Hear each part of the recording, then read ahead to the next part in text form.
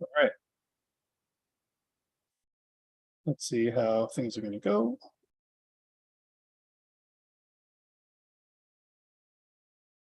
And I'm just checking to see if my levels are good. Can you hear me? Yes, you can. Looks like you can. All right, so let's just get that into here while we're starting off.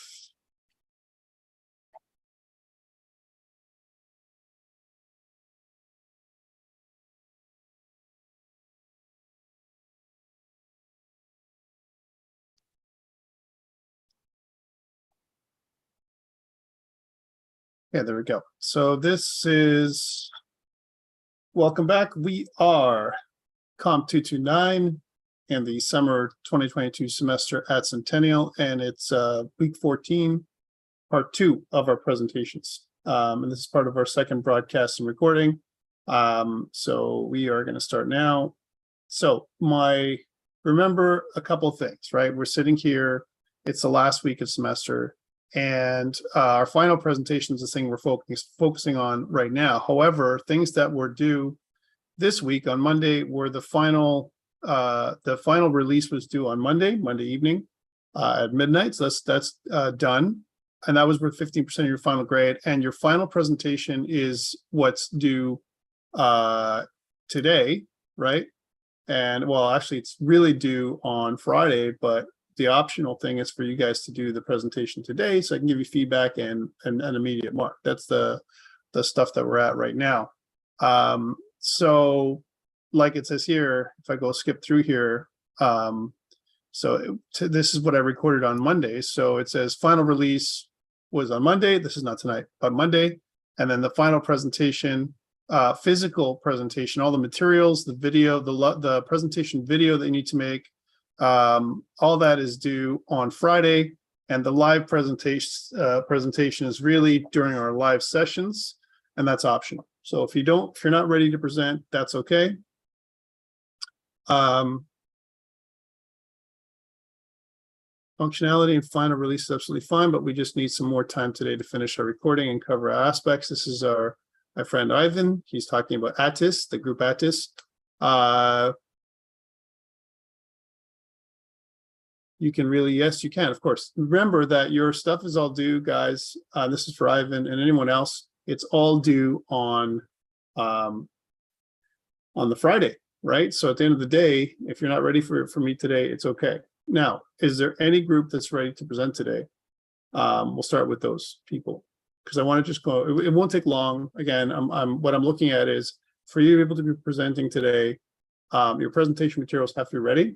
That's number one. So it means you have to have a PowerPoint and all that kind of stuff. And then, you have to, of course, have a working site and all that kind of thing, all your final stuff. And you should have all that by now.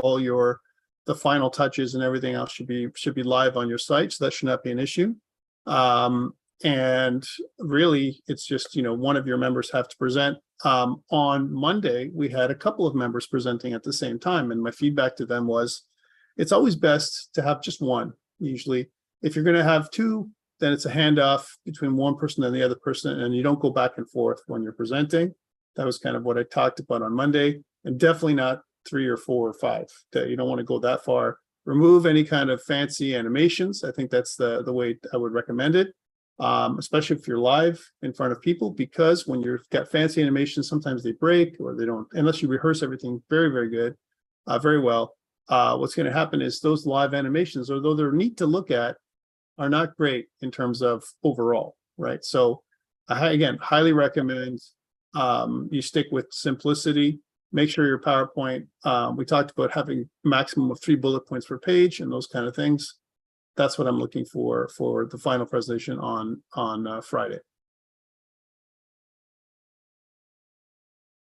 Everything will be graded by the end of this week. Okay, that's my plan. So you'll have everything ready to go by the end.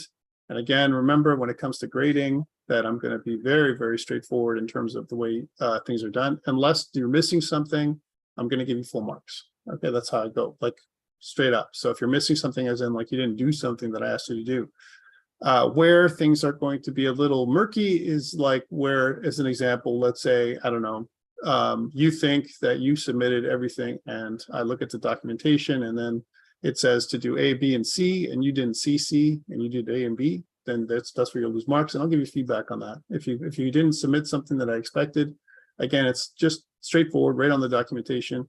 Other things that might cause a problem are, let's suppose I can't see your video, I can't hear you, I might send you a message, so please, stay close to your email over the next few days. If I can't see your video, I can't access your GitHub account, one of those kind of things. Your live site's not working.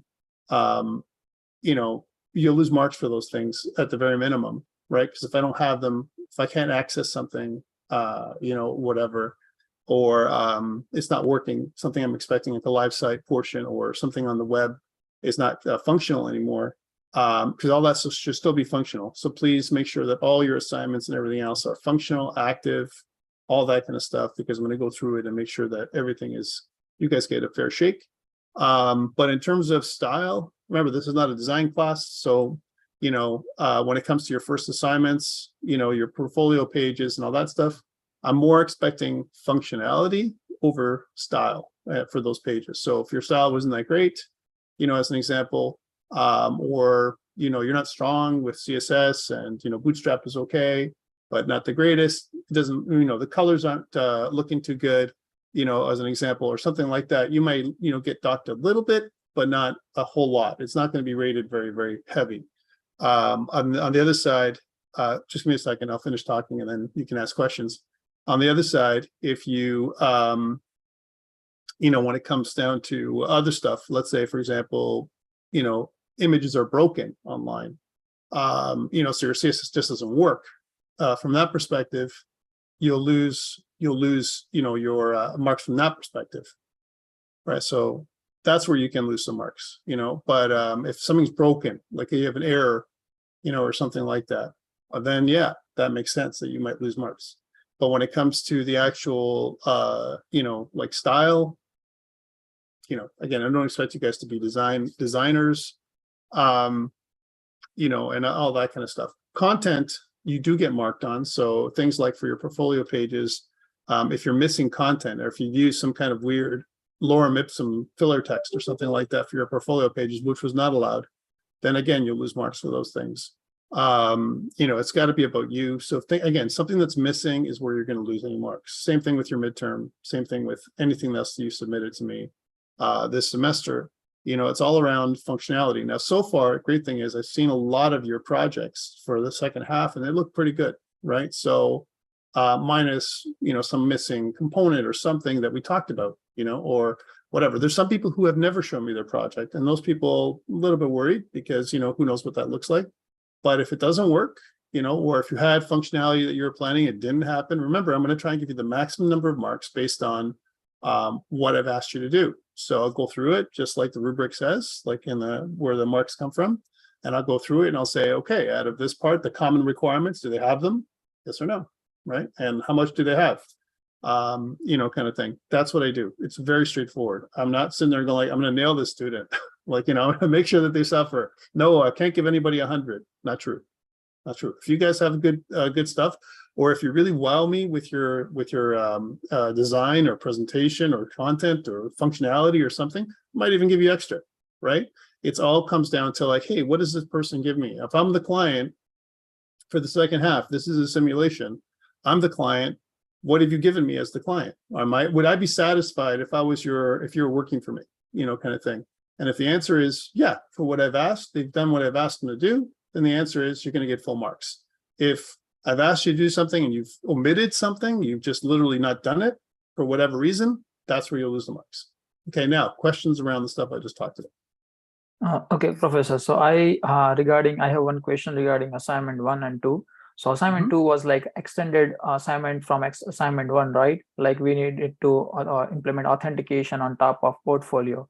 So in my case, like assignment 1 I have hosted in Heroku, and assignment 2 also I hosted in Heroku, but the submitted link of Heroku for assignment 1 is now not active, but assignment 2 it's active link where actually my portfolio plus authentication is hosted. So is that fine? Like if my assignment 1 link is not active?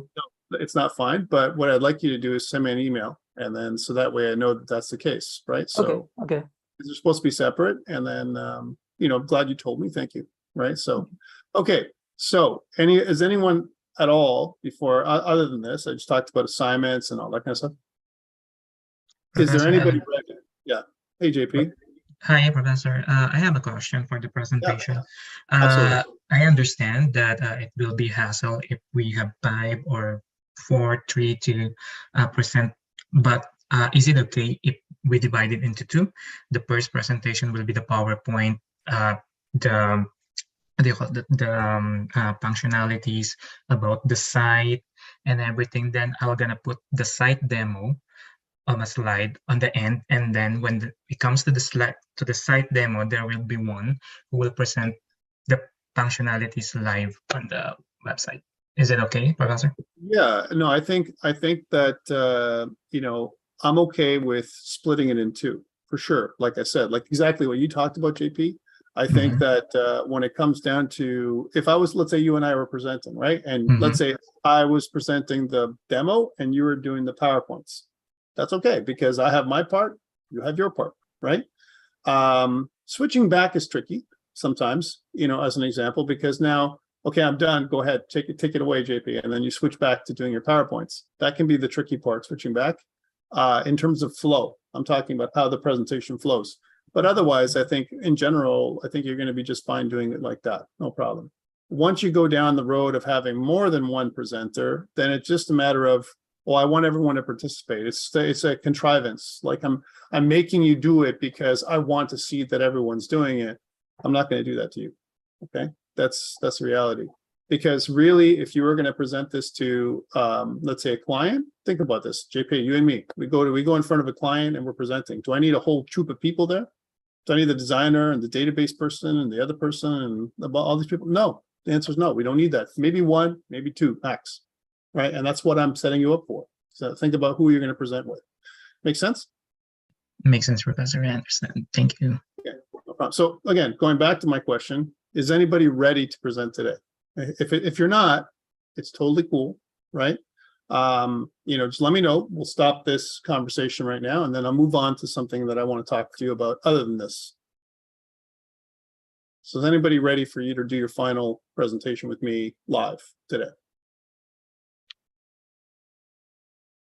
Okay, let's do this. Going once, going twice, going 3 times. Okay, so no one else is ready. I've had one live one, this week. That's fine, and they were very good. That was Mantis developers. Take a look at the video on Monday. I think they did a really good job in terms of everything else. Give them a lot of feedback, which applies to some, the stuff I've given you.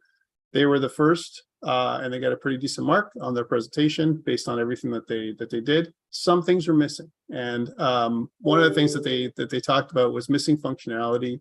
And one of their things, they only had the ability to go through one question on their survey site, as an example, as opposed to just having 2 different question types. So that was something that we talked about that was kind of a negative, right? And there's some other minor things, like for example, on their in their presentation, we talked about how the animation stuff, and even inside of their about page, going back to their site, we talked about how when you're doing responsive design, sometimes when it's happening is, some of the images get crushed up and those kind of things. Overall, I thought their final product was very good and their presentation materials were good. I think they did a good job. The people that presented more than anything. I think that was the main thing that I talked about. So that was Monday. I want to talk to you guys about a couple things now in terms of the future. So now you've got a couple things happening, right? When you first came into this whole thing, many of you had doubts and about JavaScript. Like you were like, hey, I just took this JavaScript course and it was kind of okay, and everything else. And now you've had 6 weeks of more of an intense JavaScript thing where you did the back end work with Express and all that kind of stuff. And then plus you saw more JavaScript in the second half. So if we were going to compare, how you felt before and we do an after shot, like let's say a snapshot of your skills before and after. In general, I just want to ask, how do you feel? I know that you answered the surveys and stuff. That's not what I'm asking about. I'm talking about for me personally. Like I want to know, going back, if anyone wants to share, if you feel comfortable sharing with me, how you feel in terms of comfort level, JavaScript before your tech stuff, and now after we're now that the course is done, how do you feel? Anyone wants to volunteer to talk about that at all? Yes, Professor, I wanted to talk about that. Good. So personally, like I am coming from like a different background in the IT. Like I'm majorly working in like a cloud and DevOps stuff, and I had no experience with JavaScript and this web application development. So when I started studying this course from you, like I'm honestly saying it was like totally like a new thing for me. I was earlier struggling with that, but like day by day I was watching your session, like not live, but I was watching your session from YouTube and everywhere. So it helps me to learn like from basic to like you can say the intermediate level right now, where I can just work with any of the organization in future as a web application development projects, and I can contribute whenever someone will give me a code, then I can easily read, easily understand what is the workflow in JavaScript and all. So it helps me to grow in that area also. Like right now my career is in different area, but yeah, that this web application JavaScript and everything is like really helpful for my career in future. I'm pretty much sure that it will gonna help me in the career in the organization. Definitely. Thank you for all the lesson and all the learning that you taught.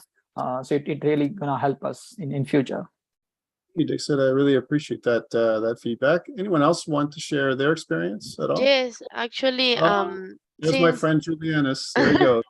You're the one. Actually, I remember. I'm glad that you're willing to talk. I'm sorry to interrupt you, but I remember very clearly how you in the very beginning when you came in. You're like, "Are we actually going to code this time?" Yes, oh my goodness, you don't, and the thing is that I didn't even learn anything on the first Java, the very first, not even in HTML I knew enough.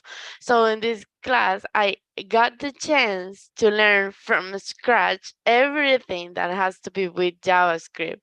So right now, I was in the I didn't even know how to use Bootstrap. I didn't even know how to use Font Awesome. Nothing.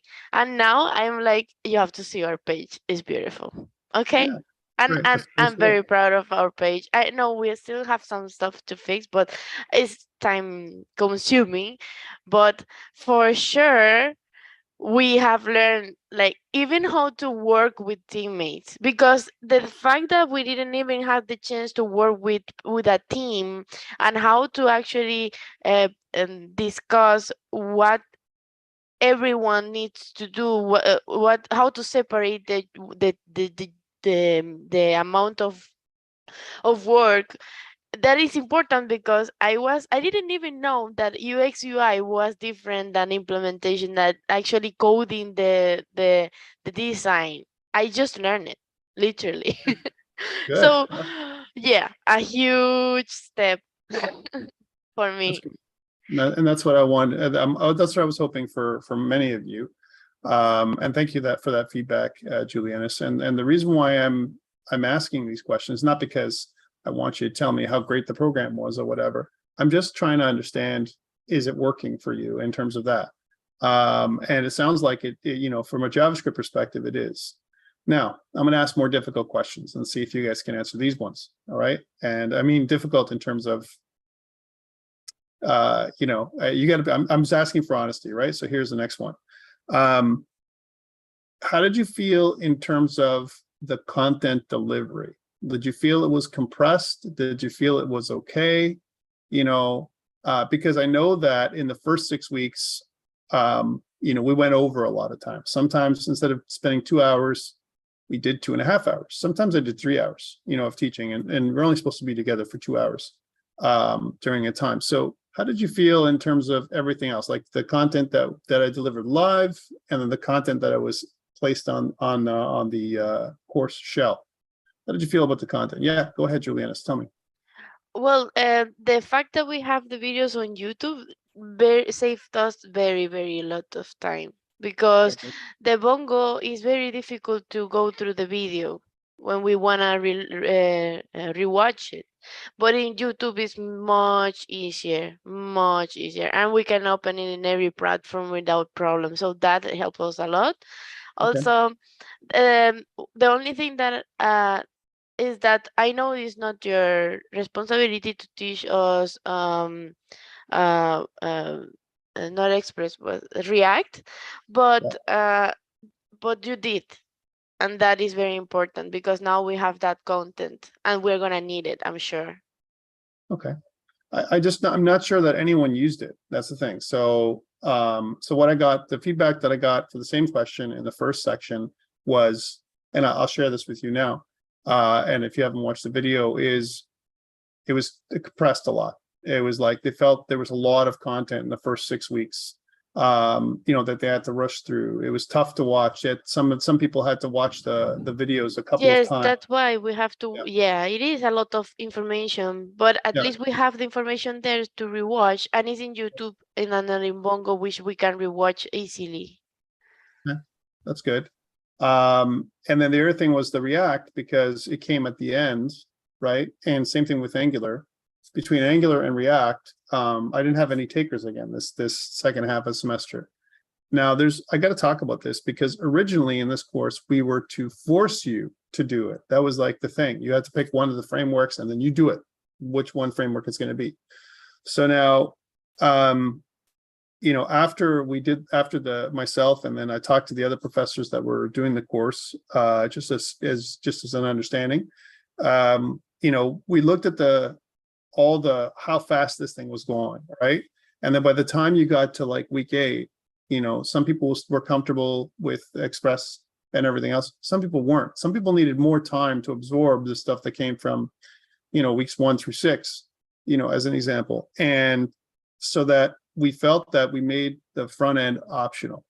The idea here was to try and get you from a basic JavaScript understanding, like how you got from Comp 125, all the way to close to you becoming a full stack developer. And again, full stack developer means backend, database, front end, right? Now the front end part is kind of put together with Express, because Express can do both front end and back end. That's what it does, right? Because you have that view engine that's part of Express, like one kind of package that does everything.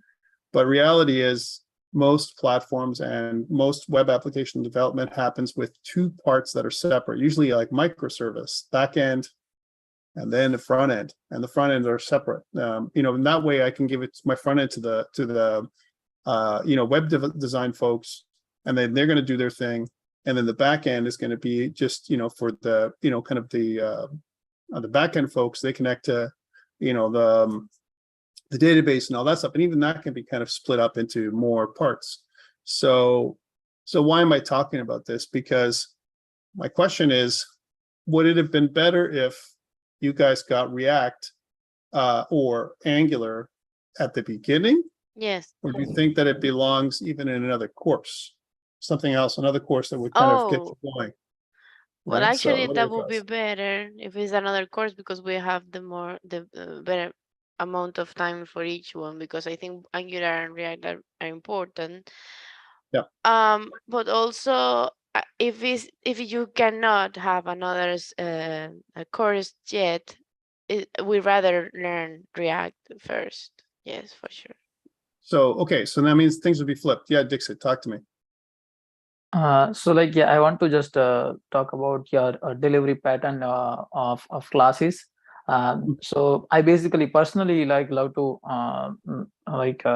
attend practical classes rather than the theory classes. And your delivery pattern was practical, like you are doing code and in the class and teaching all the students. So it really helped us to do along with you all the practical work. So whenever we are doing any assignment or any project work, we already remember that we already have done in class this type of functionality, right? So Yep. so other than with comparison of other classes, it really practical work that we were doing during whole course, during whole study. So it really helped us to understand what exactly happen whenever we are doing this live, right? Rather than just going through internet and searching for everything while doing assignments. So it really helps as a delivery pattern. I really really liked about the practical work that you have done. Yeah. Good. Okay, I like that. But what about, so again, so Julian has brought up a point, like what if, and we don't have any other course, let's suppose it's just this course. Let's think about another way. Let's flip the delivery. Let's suppose I said that, in the beginning, let's say we have a few weeks, 2 or 3 weeks of React, starting just to get you going, right? Let's say 2 weeks. And then once you have React, you understand how to do React without anything to do with the back end, so no back end whatsoever. And suddenly, we kind of add the back end, let's say starting week 3. And then what would happen is, week 3 till about week 7, no midterm tests, see you later midterm tests, right? Week 3 to week 7, we have 4 weeks, of getting you into, kind of the stuff with Express on the back end. And then we tie you in, we tie in together. We don't use a view engine at all with Express. We don't use Express EJS. We just use React from the very beginning, right? I mean, it's integration, right? At the end of the day. So basically you're doing React and Express from the very beginning, right? Just kind of getting more, kind of integrated. Now, here's the thing. I want you to picture this, why I chose not to do this, right? Before you answer. You're coming from a background, different backgrounds, right? That means some of you are really great with programming, others not so great, number one. To do React, if you notice the second half of semester, how we did it, it's almost like you needed to know about a lot of little things that I assumed that you knew. Things like functions, things like, different kinds of expressions, how things are knitted together, a little bit differently. There's a lot of stuff that you need to know with React just off the get-go. Like it's not for beginners, definitely not. Okay, same thing with Angular. You need to be kind of an intermediate level knowledge. And the reason why I thought I could introduce it in the second half is because, it's just so much to kind of give you in the first half. At the same time, this is kind of balancing the scales here. It's kind of chicken and the egg thing, that I'm talking about this. Same thing with Express. When you're doing Express and Node, it's not beginner stuff. It's kind of getting you into intermediate level things with Express on the other side. And same thing with TypeScript. TypeScript is another technology. So you've learned TypeScript, and TypeScript is, again, it's just adding on to the stuff that you should have learned with JavaScript. So it's kind of like, you're learning a lot of little things all together, plus tools, Visual Studio, putting things together, command line, GitHub, all this kind of stuff is kind of smashed together in that front end. And I'm just not sure, going back, that React would be better where it was. All that being said, I just don't know that you have enough time in the latter part of the semester. Let's even if I gave it to you by the time you had functional React, which was around week 10 or 11, that you have time to switch back to React from Express. So that's where I struggle. And any thoughts around that at all? Like, do you think it's possible, if you're, knowing that what you know now, do you think it could be different, within one course I'm talking about? I know it's kind of a big ask, and if you don't know, it's okay, right? Because I don't know. Like, I'll be honest with you, I really don't know what the answer is for this one.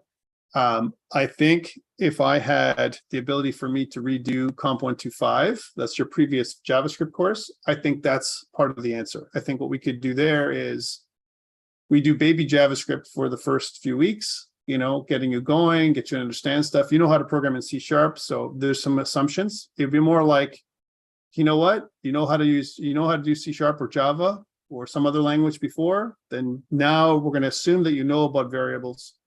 We're going to assume that you know about loops and if and conditional statements and all that stuff. You should know about all those things. And now what we're going to do is we're going to get you into functions and all that stuff and the things that are special about JavaScript, more than teaching you how to program from the beginning, which I think sometimes they do it, in JavaScript again.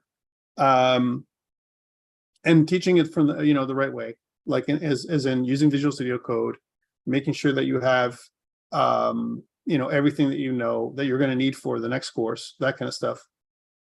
Getting you into on the JavaScript course, getting you to Bootstrap and Fontaine from the very beginning, right? So that way you don't have to wait to learn those kind of things in this course.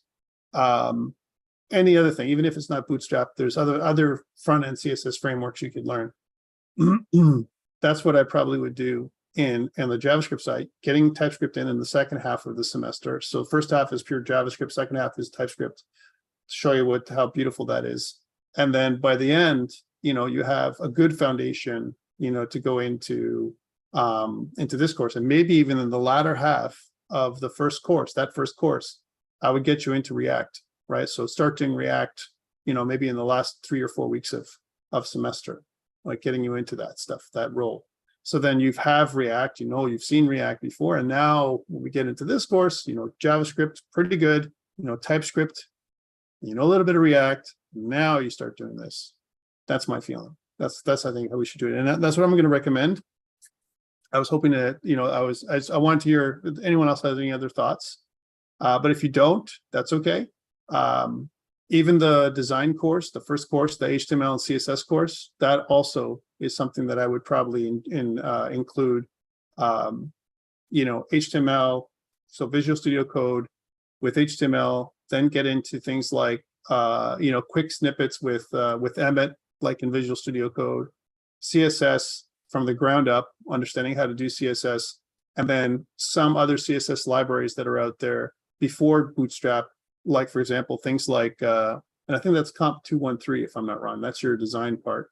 So things like, SCSS or SAS as a good example, because there's CSS that's programmable that you can use, variables and a bunch of other stuff we haven't handled this semester, and then get all that kind of foundation stuff going in those 2 courses. And then when you get into this one, you're off and running. I think that's where I would go. Anyways, thank you for the feedback that you've given me and the encouraging words. I appreciate that. One thing I wanted to just talk about with you before you go, because we're not going to go on anymore. This is it. This is our last class together. And again, hoping that there would be maybe a presentation or whatever. But understanding that sometimes we mix classes, the first and the second class section, we mix people, and then maybe you're not ready, like you said, and you're ready by Friday. That's perfectly fine as well, and I get it. But I want to talk about a couple of things. One, we may not see each other again. It's possible, right? So there's a lot of stuff going on. You're going to move on to the 4th semester, if I'm not wrong, for most of you, next semester.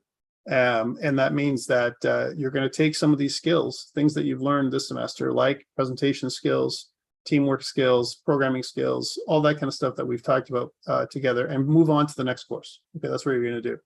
And that's what I'm hoping, those transferable things that you're going to use, right?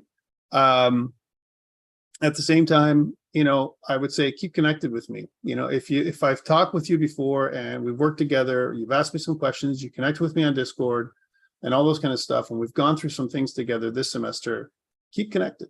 There's nothing wrong with keeping connected with your professor. You never know when you need a reference, right? Someone as a reference, and say, hey, professor, remember me from 2022? Now I've got a job opportunity in 2024, and would you mind being my reference? I don't mind if I know if you did a good job. I look at your marks and all those kind of things.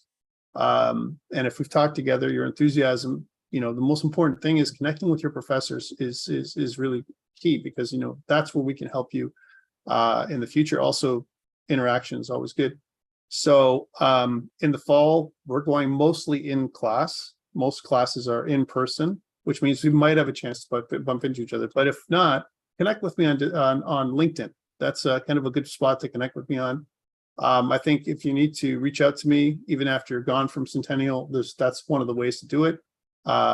And because you never know where I'm going to be and what I'm going to be doing. So just make sure you connect with me on LinkedIn. I think that's a good way of doing it. And this way we can keep connected from now and for the future. Even if you have a question about stuff that's not related to the things that I'm doing, if I have the answer, I'll try and get out, kind of respond to you and give you those responses. Okay. So that's where I'd want to go. But otherwise, I wish you well. I want you to have a great last part of the summer. And I know that there's a couple weeks off that you have before September again, which is good. To use those weeks to recharge, use those weeks to have downtime, have a chance to play some video games or go out and meet with friends or whatever you have to do, because the time your work is done after this week, and then it's just getting your marks and all that kind of stuff and setting yourself up for the new stuff, which is the stuff that's coming in September. So exciting times. And as you move into your fourth semester, some of you are halfway done. Some of you are almost done, right? Depending on which program you decided to go into. So I want to wish you good luck and kind of success in the future. And then hopefully we'll see each other or talk to each other again. Okay. And that's it for me, guys. Any questions before we stop recording and all that kind of stuff? All right, great. Thank you so much then, guys. Good luck. And we'll see you guys in the future. Thank you. Thank you so much, Professor. All right, take care, JP. For sure gonna reach Thank you, Professor. Yes, take care, Sanjay. All right, thanks, Thank you, guys. Professor. I'm Thank gonna you. email you later.